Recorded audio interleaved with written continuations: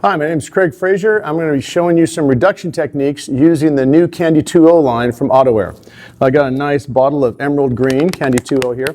Always give it a good shake. Now these pigments are very, very fine in here. Matter of fact, it's an aniline dye actually. So it stays in suspension very, very well, but you still want to give your paints a good shake. Always want to do that.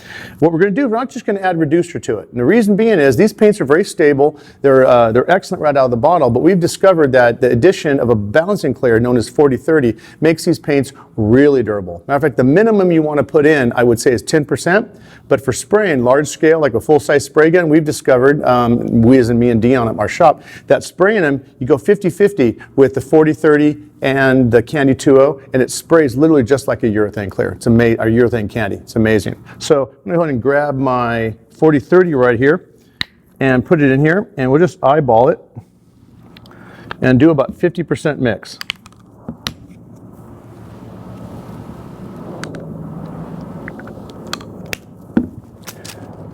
And then give it a nice stir. Now, the reason we're doing this, as I mentioned before, is kind of twofold. I'm not adding any reducer to it right away. I'm just adding this 40-30, blending it in, because I can make color changes. I could add a drop of blue. I could add a drop of yellow too if I want to really tint and modify this, and I can see it much better than just pour it into a bottle.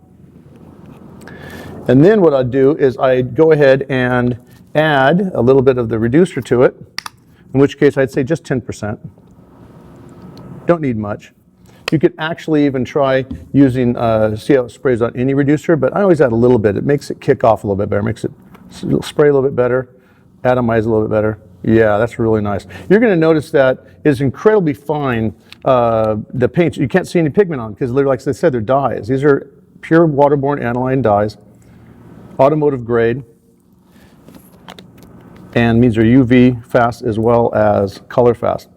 Right there, that paint is ready for you to put in your airbrush and spray. It's been reduced, it's had the 40-30 added to it. Now, another thing you want to take in consideration is the fact that now it's like it's ticking off. This paint is now reacting. It's not going to go off in a couple of minutes or even a couple of hours, but it is going to go off faster than being on the shelf. The reason being is because of the reducer in it, as well as the 40-30 being added in. That's why they don't include it in the packaging, because otherwise you wouldn't have a good shelf life.